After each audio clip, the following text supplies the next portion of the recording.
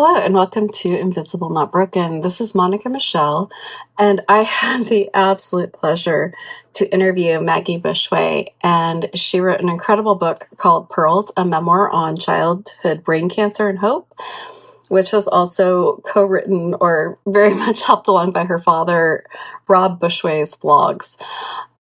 I hope you enjoyed this. We discussed a whole lot of things from what it's like to be a sick kid to ways that parents can talk to their children who have very serious medical issues and how to help them process what new surgeries or procedures they might be needing.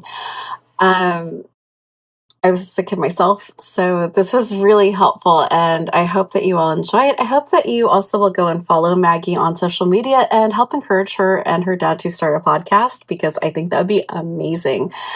Just a quick note, I want to make a quick apology. I was not at my best during this interview, which makes me very sad because I've been very much looking forward to it. I do promise it's a very good interview besides, but I was in a lot of pain. So if my voice going up and down is bothering to you, here's your warning. But I do think you'll very much enjoy. If you want to see Glenda the Good Pug, go and subscribe to our YouTube channel. You will get to see her. She does make a quick appearance because she was assaulting my door while I was doing this interview. And you can also follow us anywhere that you get your social media. Thank you so much. Be kind, be gentle, and in whatever way it looks like to you, be fierce. Hi, everyone. I am really excited. I have Maggie Bushway on today. She wrote this incredible book called Pearls, a memoir on childhood brain cancer and hope. And we have a lot to talk about. I always love talking to authors. I just kind of wanted to start out because you were a sick kid, and I very rarely get to talk to other kids who were sick. Let's start just from there real quick so we can get a little background. And Okay. also, I really want to hear from you. Like, what are some of the takeaways you had as being a sick kid? It was really interesting because it becomes something that almost becomes normal to you because you're growing up sick, and so you don't really know any different.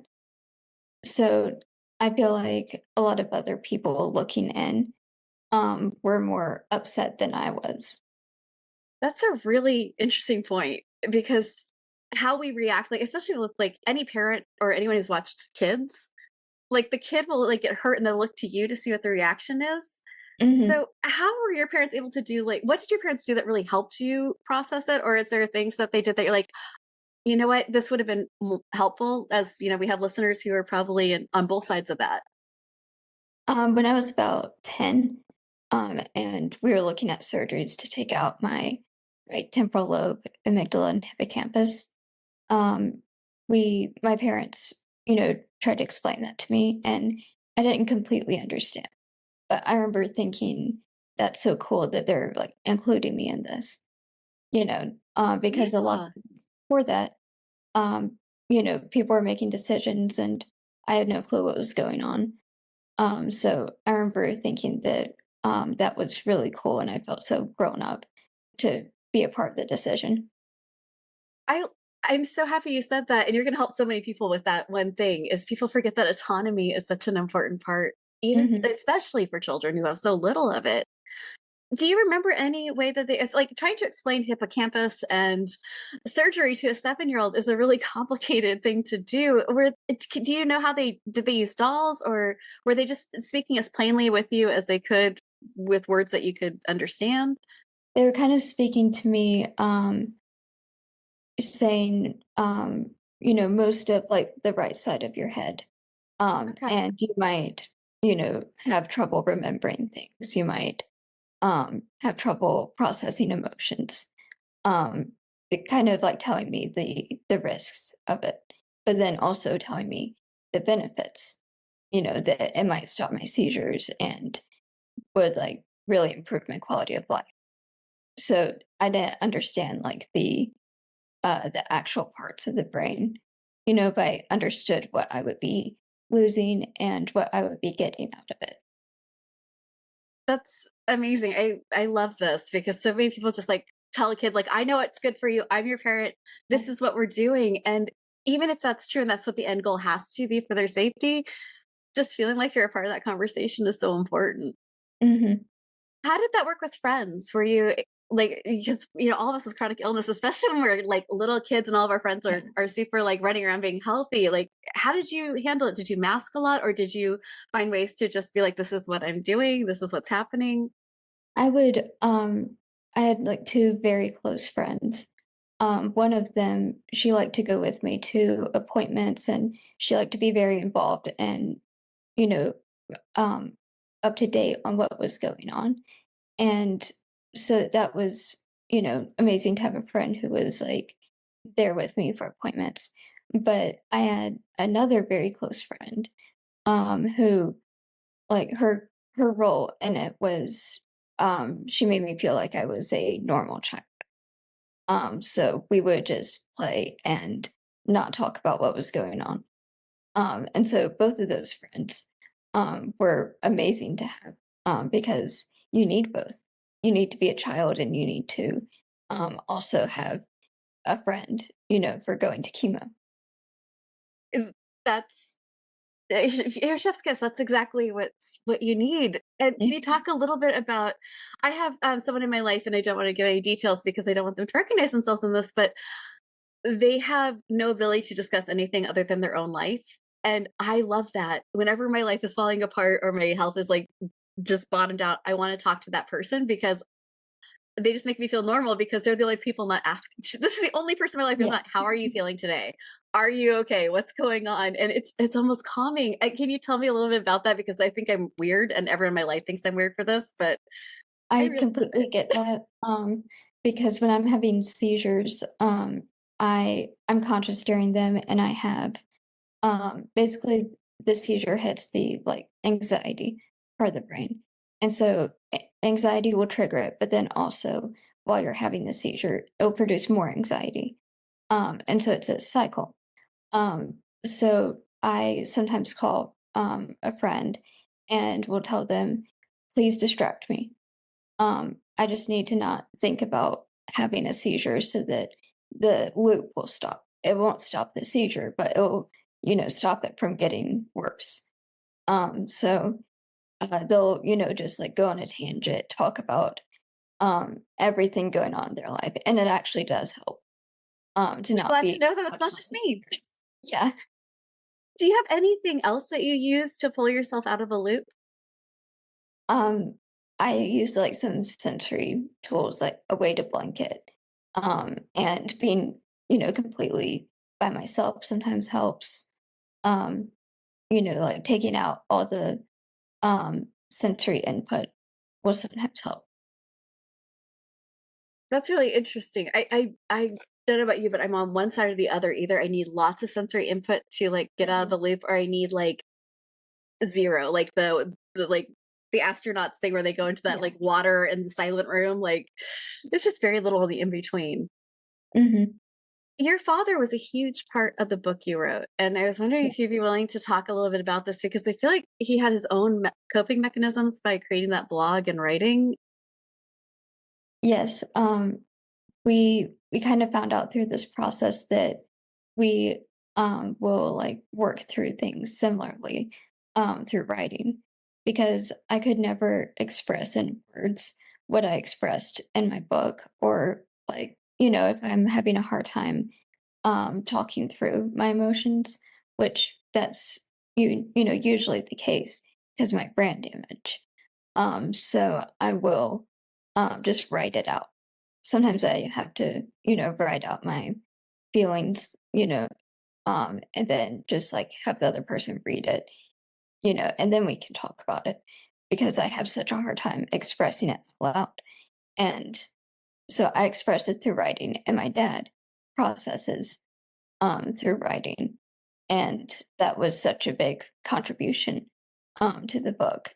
And um, I was going through a lot, like reading all the blog posts, and then um, there were so many things that I didn't remember, and it was like I was reading about myself, like a book about myself, that I wasn't aware of. And so I would journal through it and work through my emotions about reading his blog. Um, and then that kind of became part of the book. I'm so excited to read this book, by the way. But how is that to see from someone else's perspective your illness? It was very interesting because I saw it as a child, and I can completely see as an adult like what my parents were going through. Um and like how serious it was because um I knew that I had cancer. I knew, all the facts, but I didn't understand how serious it was at times. How did that like I'm so sorry, I'm trying to find the right words and my brain is on. So this is a brain fog friendly zone here. I completely get that. If there's one thing when we're living through is I was a sick kid, now I have kids and both my kids share the disorder, not as extreme, but to look over at them and watch them struggle is absolutely slaying me. But when I was experiencing it and going through it, I was like, yeah, this is just life. This is what happens. How is it to feel like to see like how someone else was, oh gosh, processing what, especially someone whose entire emotional life is wrapped around you being okay? Yeah, it was kind of hard to see how it like affected my parents, but it was insightful. Um and it kind of was a bit, different holes in my memory that I had, and um I was able to kind of process my past the way that they did a little bit. Was there anything that surprised you in there aside from like how intense the experience was? Was there any details or things that you're like, oh wow, that's really I that's fascinating. There was one thing that I didn't know, and when I read it, I it took several days for me to like keep reading, but it was that I was in I was at St. Louis for a little bit. I would, go there for a few weeks for surgeries or something like that. So I was there for a little bit, and my cancer and like the location of the tumor, the type of tumor, and my age was so rare that they were trying to find um like other cases to compare it to and see what they did. Um and they could only find 13 people um like overall, not, you know, alive right now, but only 13 cases ever recorded. And they were all adults. And their seizures all stopped when they got temporal lobectomies, and mine didn't. So that was really weird to read, you know? So I was like, I might be the only child in the world, who has ever had this type of cancer and these type of seizures in this location. And no one knew what to do with me because, they kept saying kids don't get tumors like this. I wonder how many of us have like gone all the way through with but you're too young, you're too this, you're too that to have it. Yeah. And then yeah, that's frustrating. Mhm. And also that we think about like wanting to be the thing and when it's you're the medical thing, it doesn't always feel as warm and fuzzy.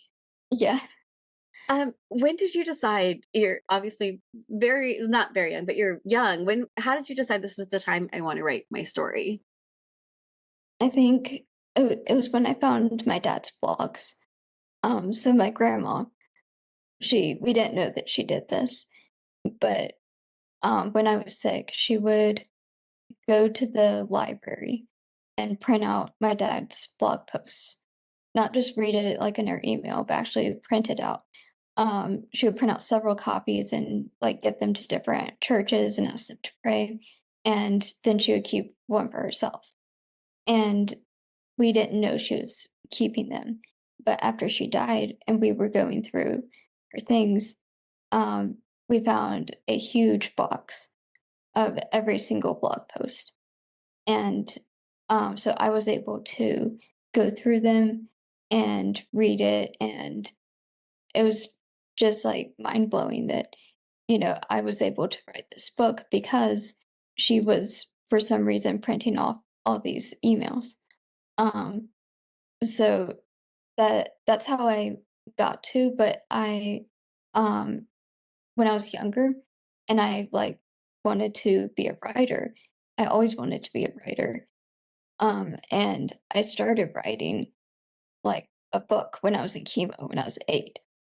And I thought it was like a book, you know. It was really like a book. But I wrote, a little bit here and there from my 8-year-old perspective. And I also found those. So I realized that the blog posts and then my 8-year-old excerpts, um, and then my reflections as an adult, if I put them all together, it completes a story. When I realized that, I didn't want to wait, for forever and ever to do it. So I just started doing it. That's That's such an interesting way to start, and you have so you have so much great material that you wouldn't have known would have been important to write back then. I know there's a lot of people, we're in January, recording January right now, who are like, this is my year. I'm going to talk about my experience. I'm going to give myself the gift of writing this, whether it's published or not. Do you have any advice on how to start this, aside from finding a trove of wonderful material that people were thoughtful enough to save? Do you have any ideas on like where to start, or anything you would tell people that you wish you had tried when you started this whole thing? If it's a memoir, I would just start journaling first. Like, don't put the picture of I'm writing a book. Just start journaling about what you want to write about, but think of it as like your diary. And that's the first thing that I wrote, like as an adult for this book. I just started journaling about how it felt to find all of that. And, some of the stuff that I journaled wound up in the book. Um, so I think for me that was like the biggest thing. But um if you're writing fiction, then I would say to well, actually I'm writing fiction right now, and I'm actually journaling from my character's perspective to like Ooh. develop their character more and to see like um their thinking and their like thought process development. So that's something that I just started doing for the first time, and I'm really enjoying it. So that might be a good tip. See, this is all in guise of being a podcast interview, and I was just looking for some tips, and I'm stealing that one. I'm definitely going to start doing that today.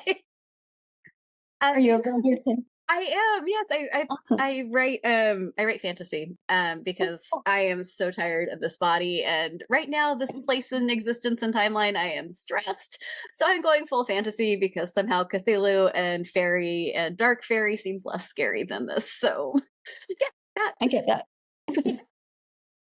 So you also have some other chronic illnesses, and I'm going to stick on this like writing with chronic illness because I think that a lot of us are writers and artists, but we all have our ways of thinking outside the box and how we physically can do things. I'm having, for example, harder and harder times typing, keeping my brain Mhm. together. So I'm using Scrivener and a lot I of love scribbling. oh my gosh, we can chat for this one, Yeah, because once you get past the learning curve, it does let your brain be totally ADD and still finish a book, yeah. which but I'm using all of this like text to type, like with Apple, has really stepped up with their text to typing. Do you have any workarounds that you use to still be able to write even when you are barely able to hold pencil or pen? I usually like will do voice memos, just to remind myself what I want to write, and then when my fingers feel, like they can, then I'll do that. But the like arthritis and neuropathy definitely plays a big part in that. I would also say that self-publishing with like seizures and chronic illness was very difficult. Um, just like figuring out, um, you know, how to do the process first, and then with brain fog and with seizures, I would forget things. I would have like a duplicate page at first and almost like publish it and then be like, wait, I can't publish it like that. And then I was scared to publish it because who knows what I like messed up during a seizure. Very So much, but I don't have seizures, but yeah. yes. So with goodness, there's so many things I want to ask you, and we are like halfway through, and that's driving me nuts. So I'm gonna go with the basics around things because Mhm. you've said before in interviews that your life is wrapped around a medication schedule, and Yeah. you run a business, and Mhm. you also manage a social life, I'm guessing, or somewhat of a social life, and you are also doing writing events where you're going with your father and speaking about this. How are you able to manage this? And I also read somewhere that we also share the we hate to let people down. Yes. And how are you? This is advice, by the way. I'm just asking for me for advice. How are you? How are you doing all that? Um, so medicine schedule first Hmm.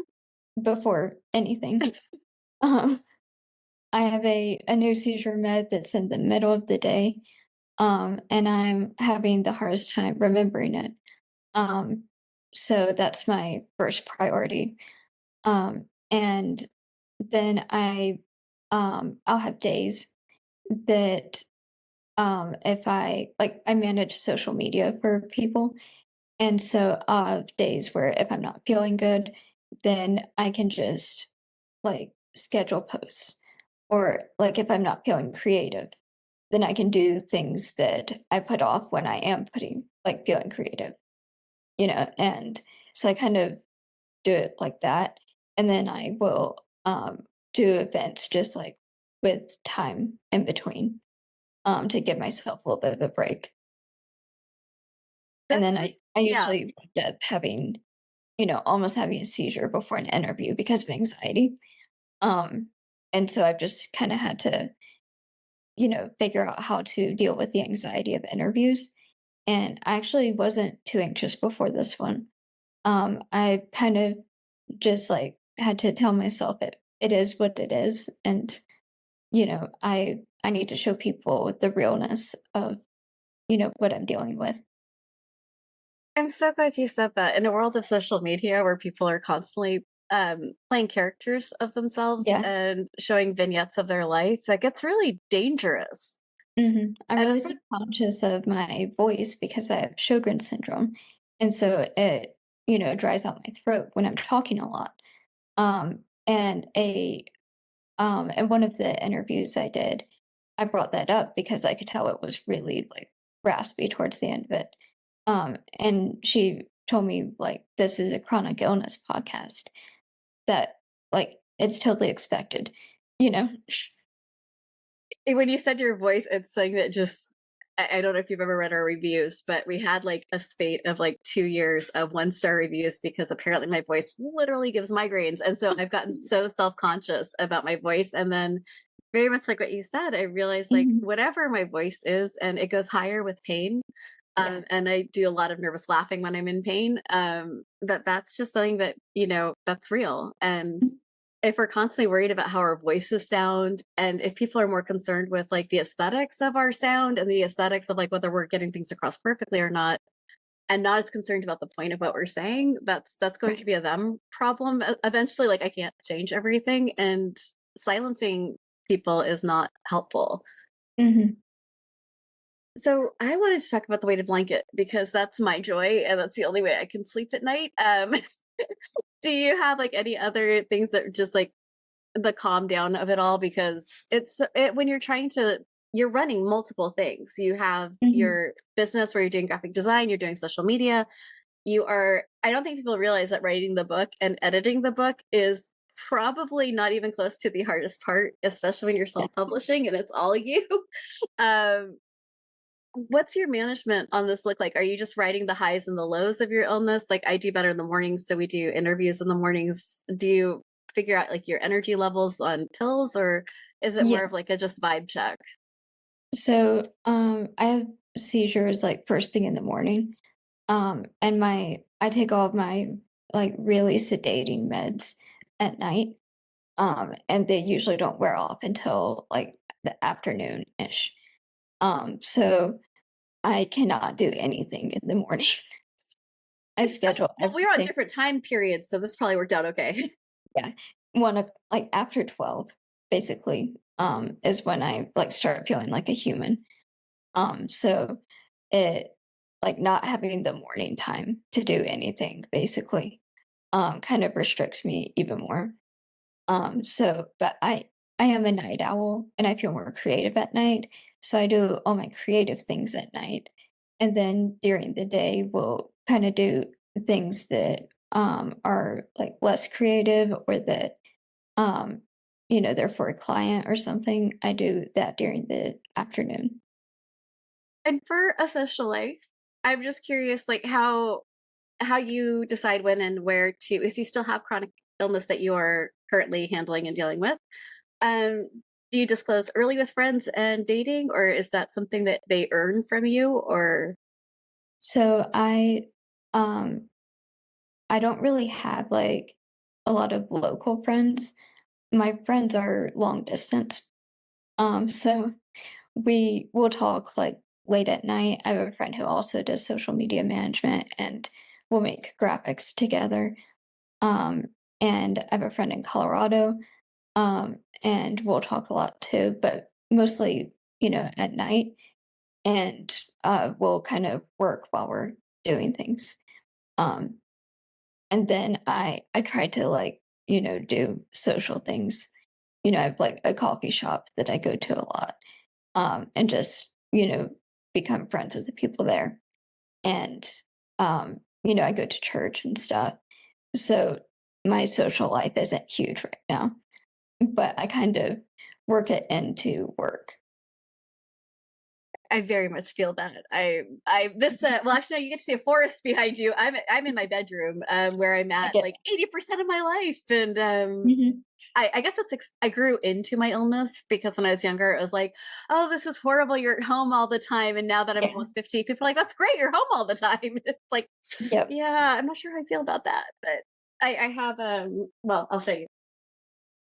I have this is my Oh, consistent little companion here. So if you're listening, this is a pug, and you can go on to YouTube and see Glinda the Good Pug. And yeah, just it's strange when you have a chronic illness. And I have people in my life who get it, and they're wonderful to be around. And then I have other people where I feel like I'm constantly having to explain like especially when if I travel with someone that is not someone I'm married to or gave birth to. It's like these are the things you need to watch out. Like even for just going out for coffee, it's like this is what can happen if this yeah. happens. Like I almost feel like I have to give them a disaster plan just to have coffee with me. I also have a friend who has seizures. Um, she lives like 45 minutes away, so we get to hang out sometimes, but most of the time, we're, either not feeling good or like, we have a busy doctor appointment life. So yeah, we get to FaceTime and stuff like that too, though. Do you have a And question for then you about? I live on my parents' property in a tiny house, and my sister and her family live like 2 minutes away. So a lot of my social life right now is babysitting my niece. And I'll hang out with my parents too.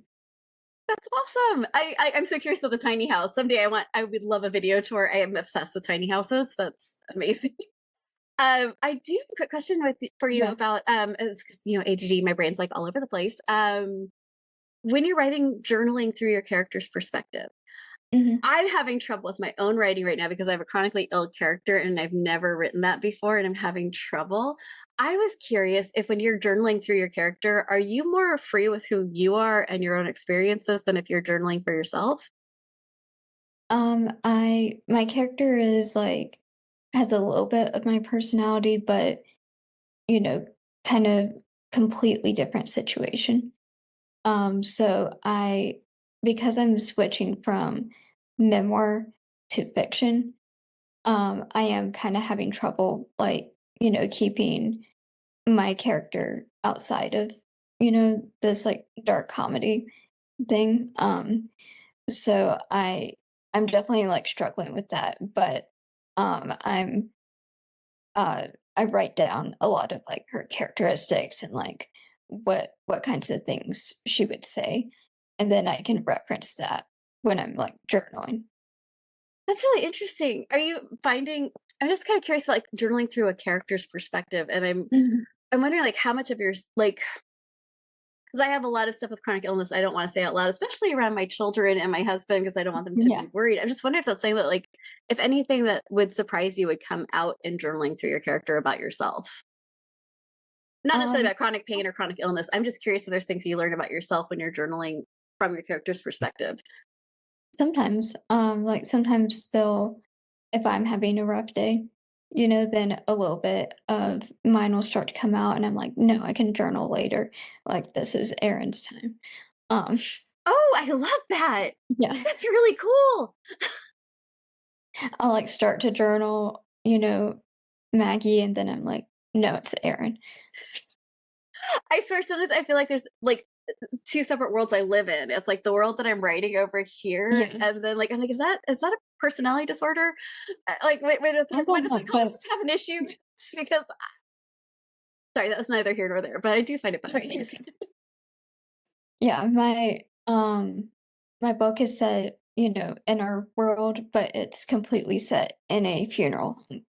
Um, so I try not to like, put my mindset too much in a funeral home, you know, but at the same time it's a dark comedy, so it's funny at the same time. So um yeah, whenever I do feel like I'm getting too close, then I'll like just find the humor in it. I assume you've seen 6 Feet Under. Yes. I ultimate like that and Yeah. Dead Like Me. Those were my two. I Yeah, love that. you saw it. Oh my goodness, you're the first person I've talked to who's seen Dead Like Yes. Me. I'm showing it to my sister, because my mom and I watched it and then we watched it again. And so now I'm showing it to my sister. I just started showing my youngest that one because I was like, this is just too freaking fun and yeah, Yes. it's adorable. And then Bad Sisters is by the same person. Are you serious? I didn't know it was by the same person. I've been obsessed with that show. Yep. Oh my goodness. Yeah, that's if anyone needs a recommendation on something dark, fun, that's the darkest, funniest show I've ever seen. Yes. Do you have any other favorites? Because I think I've gotten to the end of like Netflix, Amazon Prime. I've watched everything at this point. Do you have anything else for me to try? Not currently. I like watching sitcoms and, just rewatching my favorites. Parks and What's your favorite? Oh, Recreation. I just got through like my 8th time of watching Parks and Rec. Yeah, I don't even know how many times I've seen it. I mean, April is just the whole reason I watch it. Is Ben Wyatt is the reason. you seen Severance? Yes. Okay, yeah. Seeing Ben Wyatt go to Severance has been like, Yeah. and then when he He's a did the Good completely Place, different person. yeah, and then he did the Good Place as a demon, and I was like, Yeah. wait, I don't know how to process this. Yeah. That was one of my favorite shows. Was the Good Place. I'm still That one was completely really good too. yeah. It came out right when my dad died, and the last episode with the wave that becomes part of the ocean. I'm still like my poor husband. I rewatch shows just for comfort, and like Yeah. that's one of my comfort shows. But I refuse to watch the last episode. And it's been like 2 years, I think now. And this poor man has never seen that last episode more than once because I can't handle it. Yeah, I So get have that. you like some of the books that have been coming out have been really interesting, and we'll wrap up soon. I just wanted to make sure that you've heard of "Smoke Gets in My Eyes," I and I've haven't heard that.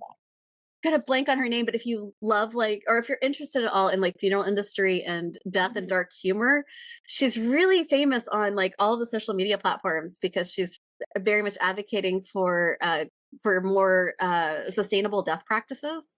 And Mhm. she's been pushing like the mushroom coffin and all these other things. She's really interesting, and she just wrote an autobiography, but only about like her journey as like a crematorium person to like Oh, someone who's interesting. advocating. And I thought you might really enjoy it. I'll send you Can you the send me link the to it. name of it? Because I'm gonna forget Absolutely. as soon as we get off. No worries. And I'll put this in the show notes too if you're listening to this and you're like, Okay. I too love dark, weird things. I'll put that in Yes. there. I cannot thank you enough for coming on the show. And if you're listening to this and you want to immediately order this book, which I cannot recommend because I will absolutely be grabbing it myself, you can just go right to our show notes and we'll have a link directly to the Amazon page. And if there's anything else you want to plug, please feel free. But I was looking around, I couldn't find you having an author website. So I was going to plug that too, but I couldn't find It's you. But you author are on Maggie social media? Bushway. Yes. Author Maggie Bushway .com. And then for Instagram, MK Bushway. I'm on Blue Sky, Maggie Bushway, and on Twitter, I think it's just Maggie Bushway. Well, the I'll Invisible send you Not Broken my- account will follow you on everything except Twitter because we did pull out of Twitter. Yeah, you know, I'm on both right now, but I'm thinking about leaving Twitter too. I only have so much emotional energy, and Yeah. I do not want to spend it on that. It's very political now, and just like, I don't know, it's kind of depressing to just scroll through it. But I'm loving Blue Sky. Blue Sky has been amazing. I was like, wait a minute, because I'm old. Like, see the gray hair here.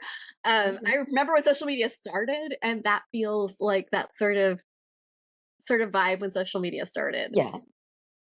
Well, I thank you so much. We'll be following you, and this is if you want to follow Maggie, we will also have direct links to Maggie's social media on our website in the show notes. So thank you so much, Maggie. I really appreciate your Thank you. time. And there.